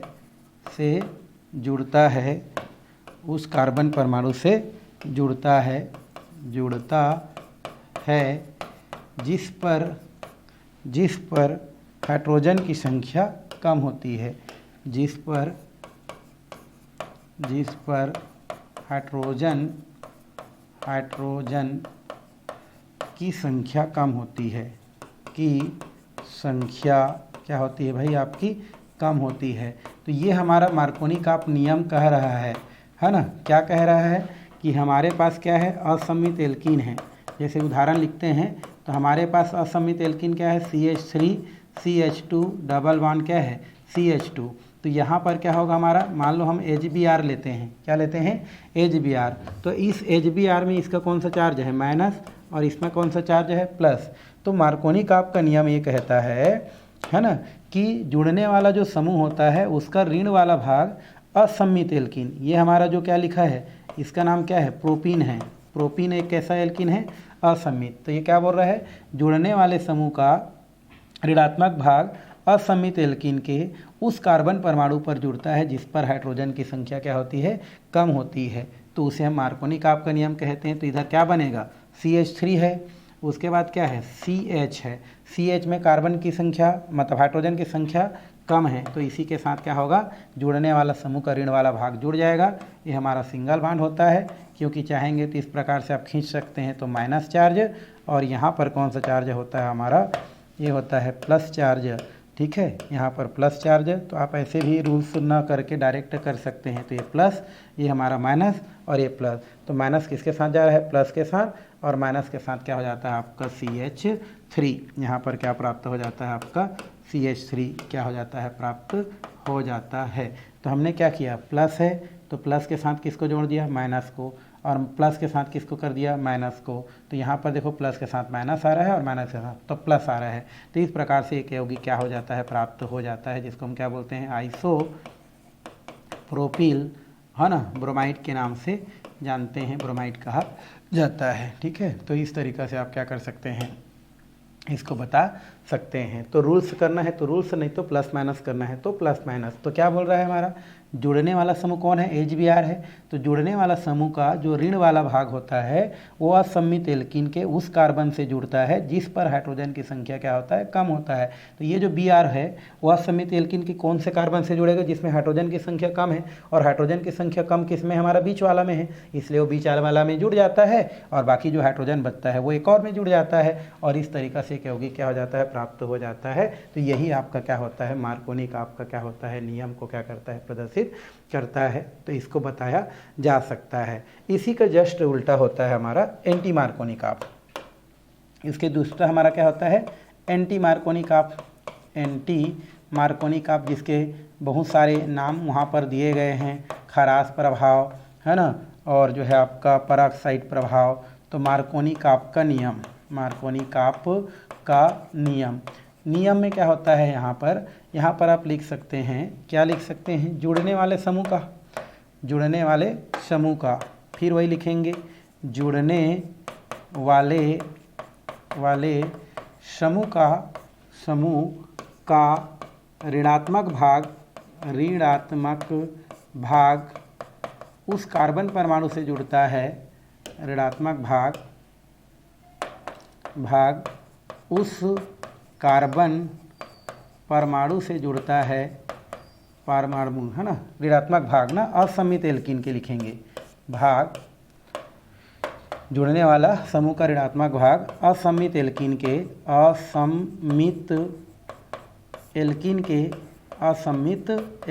के उस कार्बन परमाणु से जुड़ता है, उस कार्बन परमाणु से जुड़ता है जिस पर, है ना, हाइड्रोजन की संख्या कम होता है, हाइड्रोजन की संख्या क्या होता है भाई हमारा, कम होता है। तो यहाँ से इसको हम लोग क्या बोलते हैं, एंटी मार्कोनी काप का क्या कहते हैं, नियम कहते हैं। जैसे उदाहरण के लिए अगर हम देखेंगे तो उदाहरण में क्या लिख सकते हैं, यहाँ CH3 CH double bond CH2, और यहाँ पर लिख देते हैं HBr, क्या लिखते हैं यहाँ पर, HBr, और यहाँ पर अगर हम लिखा देते हैं C6H5COO, और ये हमारा 2 हो जाता है, तो इसको बोलते हैं पराऑक्साइड। अब इस स्थिति में आप प्लस माइनस का सहारा लेना चाहते हैं तो प्लस माइनस ले सकते हैं, जैसे उस तरफ खींचे थे इसको इस तरफ खींच दो, तो यहाँ पर कौन सा चार्ज है, माइनस, यहाँ पर प्लस, हाइड्रोजन पर प्लस होता है और इस पर क्या होता है आपका माइनस होता है। ठीक है, तो प्लस माइनस का सहारा में कोई दिक्कत नहीं है, ये प्लस हो गया और ये क्या हो गया आपका माइनस। अब देखो प्लस वाला को माइनस के साथ, माइनस वाला को किसके साथ जोड़ दो, प्लस के साथ जोड़ दो, तो ये हमारा क्या हो जाएगा CH3। उसके बाद देखो CH था CH का कौन सा चार्ज है, माइनस है, तो हाइड्रोजन जुड़ जाएगा, तो ये हो जाएगा CH2। अब सिंगल बॉन्ड हो गया, इधर क्या बचा है आपका CH2 और CH2 प्लस है, मतलब Br किसके साथ जुड़ जाएगा, माइनस के साथ जुड़ जाएगा, प्लस के साथ जुड़ जाएगा। तो यहाँ पर एक यौगिक प्राप्त होता है, इसका नाम होता है प्रोपिल ब्रोमाइड। प्रोपिल ब्रोमाइड कहा जाता है। तो इस तरीक़ा से आप क्या कर सकते हैं, एंटी मार्कोनी-काप का नियम, मार्कोनी-काप का नियम को बता सकते हैं, और ये पेपर में पूछा भी जाता है, इसलिए हमारा क्या होता है, क्वेश्चन इंपॉर्टेंट होता है भाई। तो थोड़ा थोड़ा अंतर है, दोनों के आधार पर बता सकते हैं, नहीं तो प्लस माइनस का उपयोग करके आप जो है नियम लिख के डायरेक्टली भी कर सकते हैं, है ना। तो इसमें क्या बोल रहा है, जुड़ने वाले समूह का ऋण वाला भाग असमित एल्कीन के उस कार्बन से जुड़ता है जिसमें हाइड्रोजन की संख्या कम होती है, तो उसे हम मार्कोनी-काप का नियम कहते हैं, और यौगिक ऐसा बन जाता है। एंटी मार्कोनी-काप का नियम ये कहता है कि जुड़ने वाला जो समूह होता है, इस समूह का हमारा जो ऋणात्मक वाला भाग है, ये वाला ऋण वाला भाग है, वो उस कार्बन परमाणु से जुड़ता है जिसमें हाइड्रोजन की संख्या क्या होती है, आपकी ज़्यादा होती है। CH3 वाले में नहीं जुड़ेगा ना, वो बॉन्ड टूटता नहीं है, तो कहाँ होगा, सेकंड लार्जेस्ट, ये डबल बॉन्डेड वाला होता है, इसके साथ जो है CH2, क्योंकि ज़्यादा कार्बन ज़्यादा हाइड्रोजन यहीं पर है, इसलिए यहाँ पर जाके जुड़ जाता है। तो जुड़ने वाले समूह का ऋणात्मक भाग असमित एल्कीन के उस कार्बन परमाणु से जुड़ता है जिस पर हाइड्रोजन की संख्या ज़्यादा होती है, तो इस टाइप का यौगिक बनता है। तो ये कौन सा नियम होता है, हमारा एंटी मार्कोनी-काप का क्या होता है, नियम होता है। तो इस तरीक़ा से एल्कीनों के साथ हम क्या कर सकते हैं, इसको बता सकते हैं, बताया जा सकता है भाई। ओके, चलिए नेक्स्ट की ओर चलते हैं हम लोग। हैलाइड विनिमय विधि द्वारा, कौन सा विधि, हैलाइड विनिमय विधि। हैलाइड विनिमय विधि, इसको एक नाम से जाना जाता है, फिंकेलस्टीन। यहाँ पर ये क्वेश्चन भी आया है, फिंकेलस्टीन, फिंकेलस्टीन अभिक्रिया बोलते हैं। फिंकेलस्टीन हमारा क्या होता है, अभिक्रिया होता है। ये क्वेश्चन भी यहाँ पर आपको पूछा जाता है, और यही हैलाइड विनिमय विधि द्वारा होता है। फिंकेलस्टीन अभिक्रिया में क्या करते हैं हम लोग, उदाहरण के रूप में लेते हैं, तो यहाँ पर उदाहरण को ही लेना है और उदाहरण को ही डील करना है आपको भाई, है ना। जैसे यहाँ पर लेते हैं CH3 और ये लेते हैं फिर से CH2 और Br ले लेते हैं, ठीक है, और इसको क्रिया कराते हैं सोडियम आयोडाइड के साथ। सोडियम आयोडाइड, Na को क्या बोलते हैं, सोडियम, और आयोडीन को क्या बोलते हैं, यहाँ पर आयोडाइड। ओके, और यहाँ पर 2 कार्बन है तो बोलते हैं एथिल, और Br है तो क्या बोलते हैं इसको, ब्रोमाइड। तो नाम क्या हो जाता है, एथिल ब्रोमाइड। अब इसको हम लोग क्रिया करा देते हैं एसीटोन की उपस्थिति में। किसकी उपस्थिति में भाई, एसीटोन की उपस्थिति में क्रिया कराते हैं हम लोग, एसीटोन की उपस्थिति में क्रिया कराते हैं। तो देखो प्लस माइनस आना चाहिए, बाकी रूल्स कोई दिक्कत नहीं है। ये आपका हो गया माइनस, ये हो गया आपका माइनस, दोनों क्या है हमारे जी, माइनस है ना, ये भी हमारा माइनस है और ये भी क्या है हमारा माइनस है। तो ये हमारा सामने वाला प्लस हो जाएगा, ये प्लस हो जाएगा। अब देखो इसके प्लस इसके माइनस के साथ लिख दो तो क्या बनेगा, CH3 CH2 और ये हो गया I, ये हो गया I, और इसका धन को पहले लिख दो तो Na और ये Br, तो इसका नाम क्या हो जाएगा अब, एथिल और आयोडाइड हो गया, उल्टा हो गया हमारा, हैलाइड विनिमय हो गया। इसका हैलाइड इसके पास चला गया, इसका हैलाइड इसके पास चला गया, और इसका नाम क्या हो गया, सोडियम ब्रोमाइड, सोडियम ब्रोमाइड हो गया। तो यहाँ पर आप देख रहे हैं हैलाइड एक दूसरे में चेंज हो रहा है, इसका हैलाइड इधर जा रहा है, इसका हैलाइड इधर जा रहा है। तो इस प्रकार से एथिल आयोडाइड जो कि एक प्रकार का हेलो एल्केन है, ये हमको प्राप्त हो जाता है। अब थ्योरी कैसे लिखना है, तो जब एथिल ब्रोमाइड को सोडियम आयोडाइड के साथ एसीटोन की उपस्थिति में हम क्या करते हैं, गर्म करते हैं या क्रिया कराते हैं, तो हमको एथिल आयोडाइड यह ना प्राप्त होता है, जो कि हमारे हैलाइड विनिमय से प्राप्त होता है। इस अभिक्रिया को हम क्या बोलते हैं, फिंकेलस्टीन अभिक्रिया कहते हैं। इस तरीक़ा से आप परिभाषा लिख सकते हैं और उदाहरण को वहाँ पर क्या कर सकते हैं, लिख सकते हैं। परिभाषा उतना इंपॉर्टेंट नहीं है, लेकिन आपका समीकरण बहुत ही क्या है, इंपॉर्टेंट है। इसी को लिख के आप थ्योरी क्या कर सकते हैं, लिख सकते हैं, है ना जी, लिख सकते। एथिल ब्रोमाइड को जब सोडियम आयोडाइड के साथ एसीटोन की उपस्थिति में क्या करते हैं, गर्म करते हैं, तो एथिल आयोडाइड प्राप्त होता है। ये जो अभिक्रिया होता है वो क्या कहलाता है, आपका फिंकेलस्टीन अभिक्रिया कहलाता है। तो इस तरीक़ा से हम क्या कर सकते हैं, इसको बता सकते हैं। और इंपॉर्टेंट क्वेश्चन है ना, इसको भी आपको क्या कर सकता है, पेपर में पूछ सकता है। तो ये हम लोग यहाँ पर घेर दिए। चलिए नेक्स्ट की ओर चलते हैं, हुंस-डीकर विधि। हुंस-डीकर विधि क्या होता है भाई, ये भी एक साइंटिस्ट के नाम पर बोल सकते हैं, ये भी इंपॉर्टेंट है।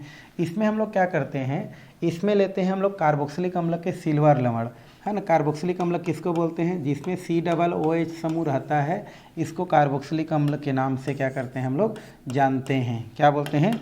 कार्बोक्सिलिक अम्ल बोलते हैं भाई। किसको? RCOOH को बोलते हैं कार्बोक्सिलिक अम्ल, कार्बोक्सिलिक एसिड बोलते हैं। क्या बोलते हैं? Carboxylic acid. ठीक है, इतना को। और अगर इसमें से अगर एक हाइड्रोजन को हम लोग क्या कर देते हैं? हटा देते हैं, तो हाइड्रोजन जैसे ही हटता है इसमें माइनस चार्ज आ जाता है, इसको बोलते हैं कार्बोक्सिलेट। कार्बोक्सिलेट कहा जाता है, इतना को बोलते हैं कार्बोक्सिलेट। तो यदि हम क्या करते हैं, ये जो R है RCOOH है, अगर H को क्या कर दें हम लोग यहाँ से हटा दें, तो H जैसे ही जाता है इसमें माइनस चार्ज आता है, बट उस H को बैलेंस करने के लिए हम लोग क्या ले लेते हैं? सिल्वर ले लेते हैं। तो इसका नाम क्या हो जाता है? सिल्वर कार्बोक्सिलेट बोलते हैं इसको। क्या बोलते हैं? Silver carboxylate. अगर सोडियम आता तो सोडियम कार्बोक्सिलेट, लेकिन इसका नाम क्या हो जाता है? Silver carboxylate. सिल्वर कार्बोक्सिलेट बोलते हैं, या इसी को हम लोग बोलते हैं कार्बोक्सिलिक अम्ल का सिल्वर लवण भी कहते हैं। क्या बोलते हैं? कार्बोक्सिलिक अम्ल का सिल्वर लवण बोलते हैं, नहीं तो आप डायरेक्ट सिल्वर कार्बोक्सिलेट बोल सकते हैं। तो हम क्या लेते हैं भाई यहाँ पर? RCOO और ये हो जाता है Ag। या तो आप बोलेंगे इसको कार्बोक्सिलिक अम्ल का सिल्वर लवण, या तो बोलेंगे सिल्वर कार्बोक्सिलेट, ऐसा बोल सकते हैं। ठीक है, अब इसको हम लोग क्रिया करा देते हैं Br2। किसके साथ? Br2। अध्रुवी माध्यम, जैसे कार्बन टेट्राक्लोराइड ले लेते हैं, है ना। अध्रुवी माध्यम होता है। कैसा माध्यम? अध्रुवी माध्यम होता है। तो इसकी उपस्थिति में क्या करते हैं, जब इसको गर्म करते हैं, है ना, तो गर्म करने से यहाँ से क्या निकल जाता है? ये कार्बन डाइऑक्साइड है, CO2 निकल जाता है। उसके अलावा Br है हमारा, 2 बार Br है।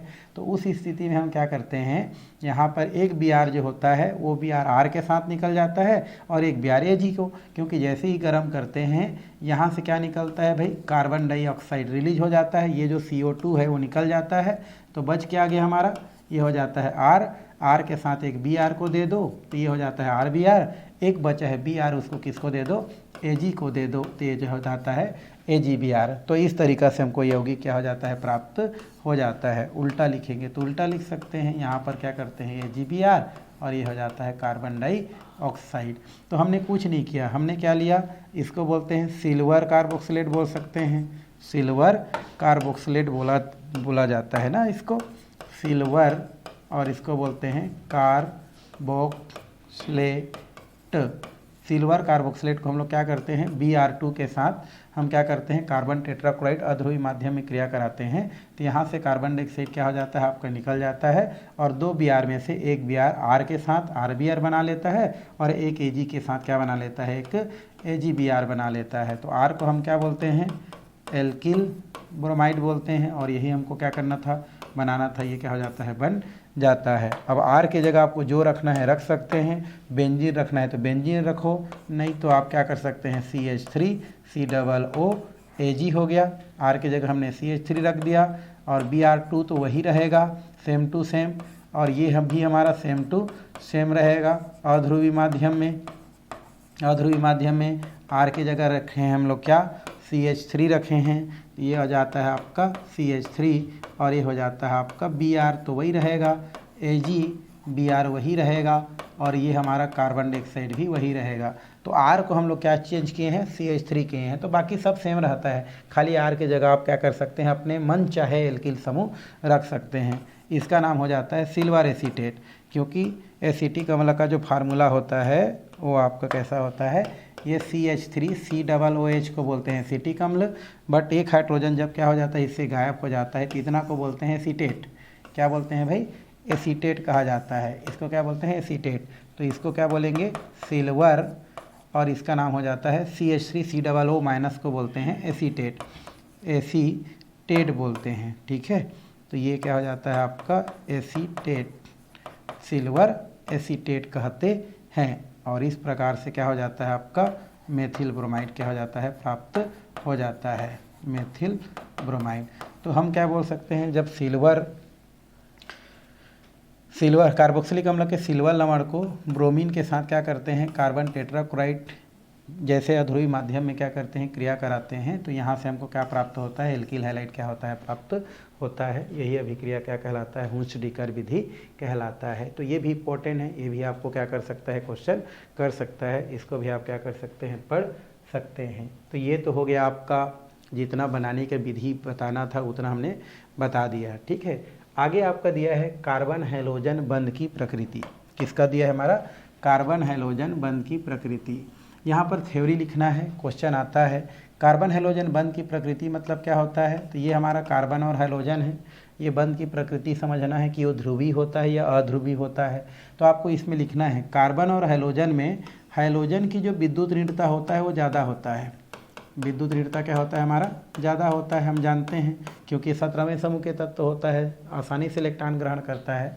तो कार्बन हैलोजन बंध में है ना, हैलोजन की जो क्या होती है विद्युत ऋणता वो ज़्यादा होती है, किसके अपेक्षा, है ना, हैलोजन की जो विद्युत ऋणता है वो कार्बन की अपेक्षा ज़्यादा होती है। इस कारण से साझे के इलेक्ट्रॉन को ये अपनी ओर क्या कर लेती है, खींच लेती है, जिसके कारण हैलोजन पर आंशिक रूप से माइनस चार्ज और कार्बन पर आंशिक रूप से क्या आ जाती है, प्लस चार्ज आ जाती है। और कार्बन हैलोजन बंध कैसे हो जाती है, ध्रुवी प्रकृति का हो जाती है, और नाभिक स्नेही प्रतिस्थापन अभिक्रिया को या नाभिक स्नेही अभिक्रिया को क्या करती है, उत्प्रेरित करती है। तो यही आपकी क्या होती है, कार्बन हैलोजन बंध की क्या होती है, आपकी प्रकृति होती है। तो यहाँ से उसको क्या की जा सकती है भाई, लिखी जा सकती है।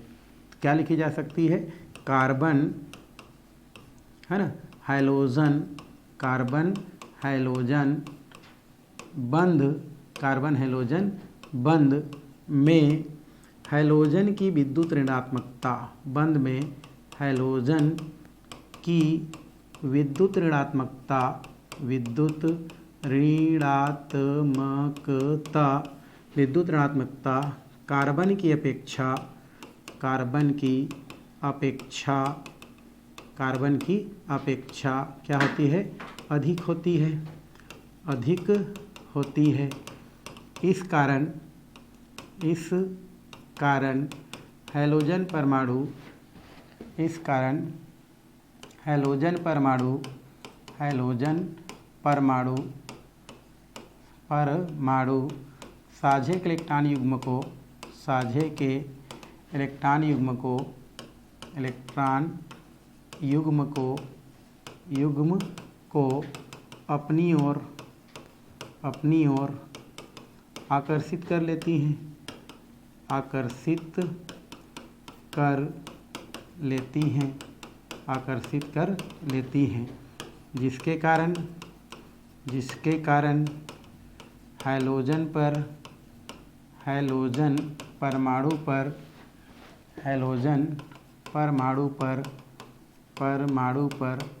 आंशिक ऋण आवेश तथा कार्बन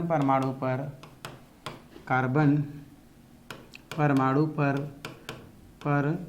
पर आंशिक, है ना, धन आवेश उत्पन्न हो जाती है, धन आवेश उत्पन्न हो जाती हैं और कार्बन हैलोजन बंध ध्रुवी प्रकृति की हो जाती हैं। और कार्बन हैलोजन बंध, है ना, ध्रुवी प्रकृति की हो जाती हैं, ध्रुवी प्रकृति की हो जाती हैं और नाभिक स्नेही अभिक्रिया को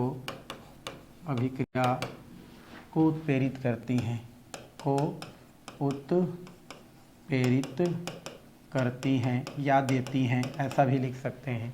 तो इस तरीक़ा से क्या की जा सकती है, इसका जो प्रकृति है उसको समझाई जा सकती है। और इसको आगे भी लिखी जा सकती है भाई कि कार्बन और हैलोजन में बात करें तो हैलोजन की विद्युत ऋणता ज़्यादा होती है, जिसके कारण ये साझे इलेक्ट्रॉन को अपनी ओर खींच लेती है। तो इसमें आंशिक रूप से माइनस चार्ज और इसमें आंशिक रूप से प्लस चार्ज क्या हो जाती है, आपकी उत्पन्न हो जाती है। और इस तरीक़ा से ये कोई भी जो क्या होती है, हमारी जो न्यूक्लियोफिलिक हमारा जो क्या होता है, अभिक्रिया होती है उसको क्या करती है, दर्शाती है। यही हमारी क्या होती है, कार्बन हैलोजन बंध की प्रकृति होती है, जिसको आगे हम SN1 और SN2 जो होती है उसके आधार पर इसको पढ़ी जाती है, जो हम आगे क्या करने वाले हैं, देखने वाले हैं। तो फिलहाल ये हो गया कार्बन हैलोजन बंध की क्या हो गया, प्रकृति। इतना आपको याद में रखना है भाई। चलिए थोड़ा सा हम आगे क्या करते हैं, बात करते हैं।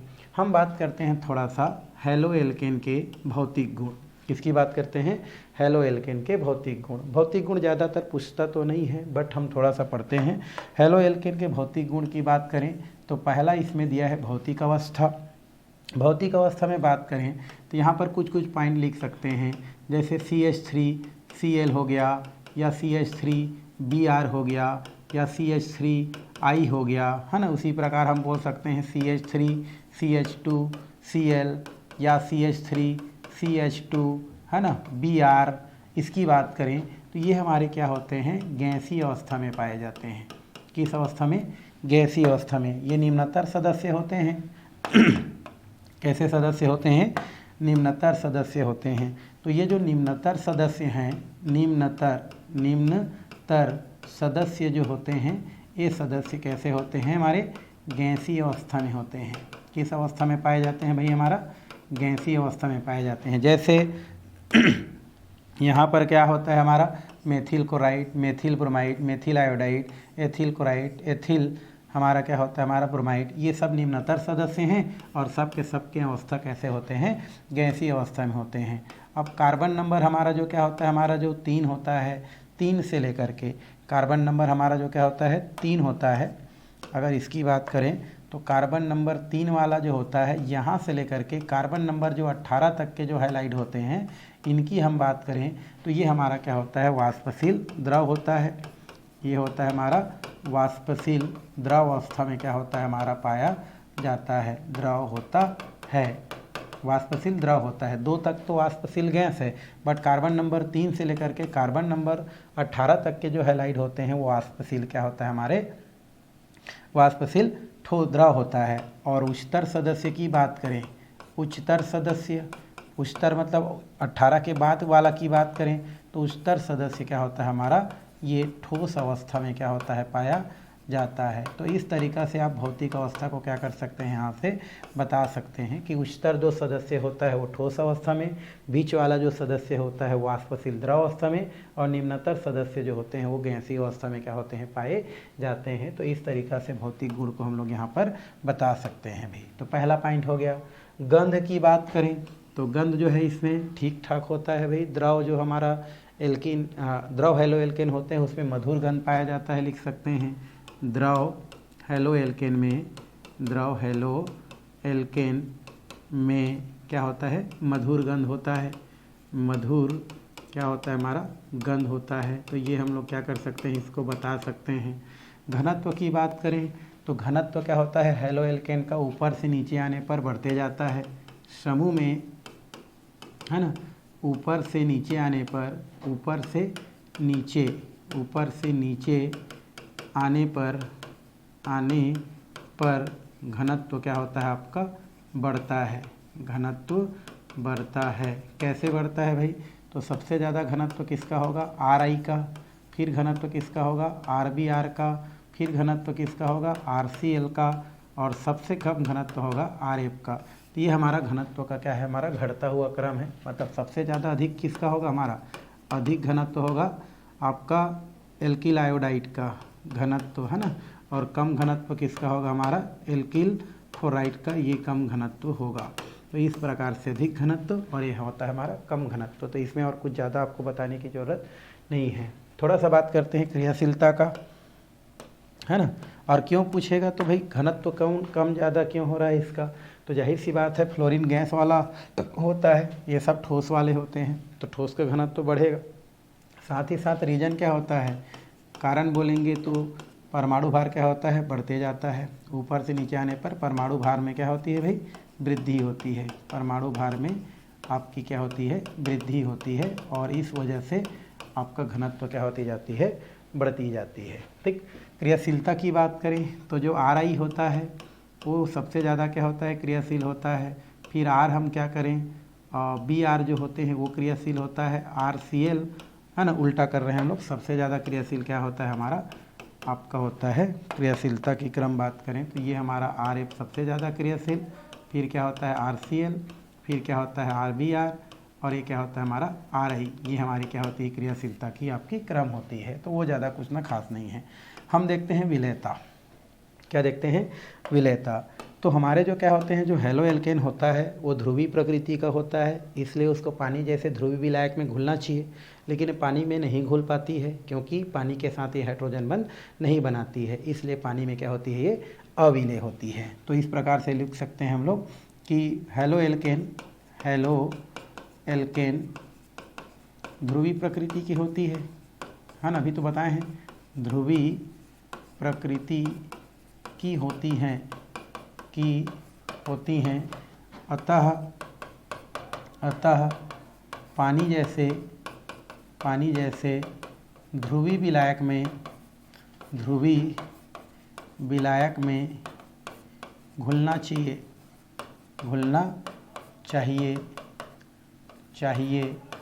लेकिन नहीं घुलती है,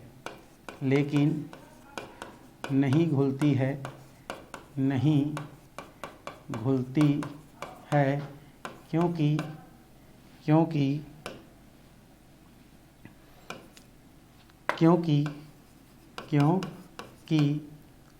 एल्किल हैलाइड या हम हेलो एल्केन भी बोल सकते हैं, क्योंकि हेलो एल्केन जल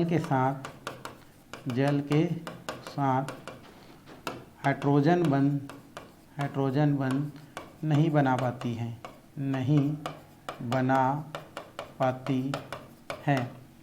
इस कारण अघुलनशील होती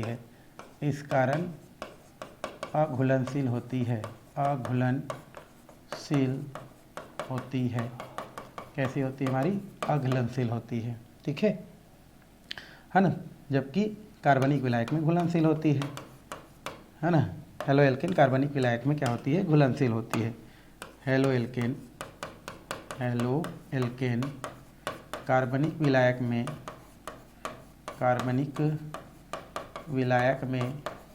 घुलनशील होती है, है ना, होती हैं। कार्बनिक विलायक मतलब, कार्बनिक विलायक में आप क्या लिख सकते हैं, अल्कोहल हो गया, ठीक है, फिर क्या हो गया आपका ईथर हो गया, ये सब में क्या होता है, बेंजीन हो गया, ठीक है, बेंजीन, ये सब में क्या होती है, घुलनशील होती है। तो इस तरीके से विलेयता को क्या की जा सकती है, दर्शाई जा सकती है भाई। और इसमें एक क्वथनांक है हमारा।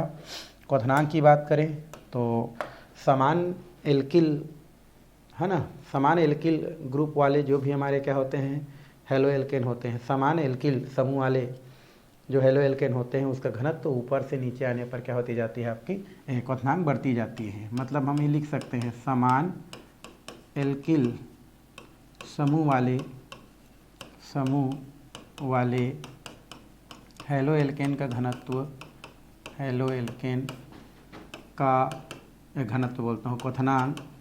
क्वथनांक ऊपर से नीचे जाने पर, है ना, ऊपर से नीचे मतलब CH3 जैसे फ्लोरीन है तो यहाँ से किधर जाने पर, CH3I, है ना, की ओर जाने पर, नीचे जाने पर बढ़ती जाती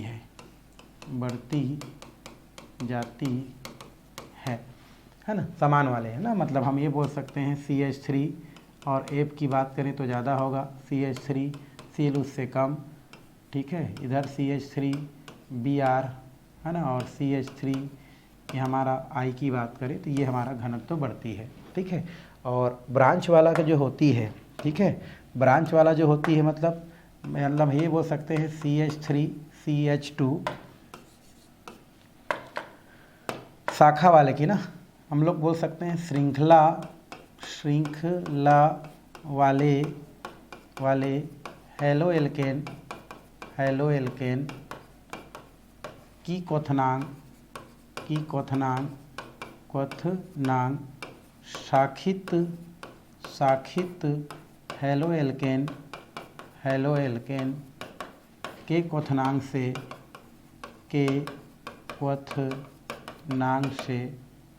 अधिक होती है। तो श्रृंखला वाले में ज़्यादा क्वथनांक होता है शाखा वाले से, क्योंकि श्रृंखला वाले हेलोएल्केन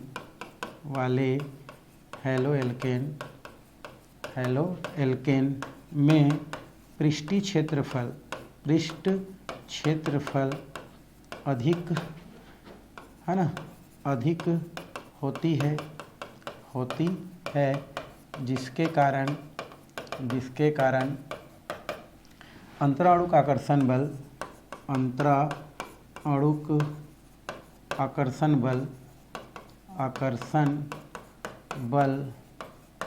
अधिक होती है, जिसे तोड़ने के लिए अधिक ऊर्जा की आवश्यकता होती है।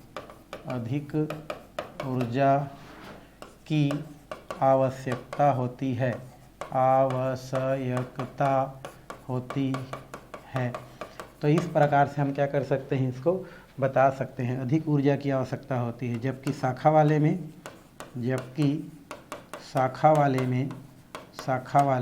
हेलोएल्केन में पृष्ठ क्षेत्रफल कम होने के कारण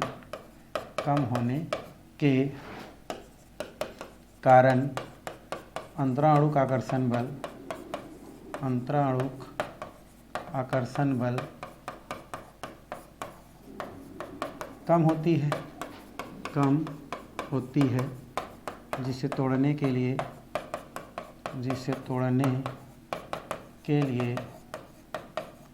अधिक ऊर्जा की आवश्यकता होती है। अधिक ऊर्जा की आवश्यकता, जिसे तोड़ने के लिए कम ऊर्जा की आवश्यकता होती है ना, कम ऊर्जा की आवश्यकता होती है, के लिए कम ऊर्जा की आवश्यकता होती है। तो यहाँ पर जो क्या होता है, जो शाखा वाला होता है, जैसे CH3 CH2 CH2 और Br दिया है, तो इनमें देखो जो हमारा क्या होता है, श्रृंखला में होता है ना, उसका सरफेस एरिया बहुत ज़्यादा रहता है, फैला रहता है, इसलिए उनके मध्य अंतराणुक आकर्षण बल ज़्यादा होता है, जिसे तोड़ने के लिए हमको ज़्यादा ऊर्जा की आवश्यकता होती है। और शाखा वाला में क्या होता है, एरिया थोड़ा सा संकुचित हो जाता है ना, एरिया क्या हो गया, छोटा हो गया। और एरिया जब क्या हो जाता है, छोटा हो जाता है, तो उस स्थिति में अंतराणुक आकर्षण बल क्या हो जाता है, आपका कम हो जाता है, इसलिए इसका क्वथनांक कम और इसका क्वथनांक क्या होता है, आपका ज़्यादा होता है। तो ये हो गया क्वथनांक का क्रम। तो इसको आपको क्या करना है, ध्यान में रखना है। तो ये हमारा कौन सा हो गया, हमारा भौतिक गुण। आज के लिए फ़िलहाल इतना ही करते हैं। रासायनिक गुण हम लोग जो है नेक्स्ट वीडियो में क्या करने वाले हैं, देखने वाले हैं भाई। ठीक है, तो क्लास यहीं पर इन करते हैं।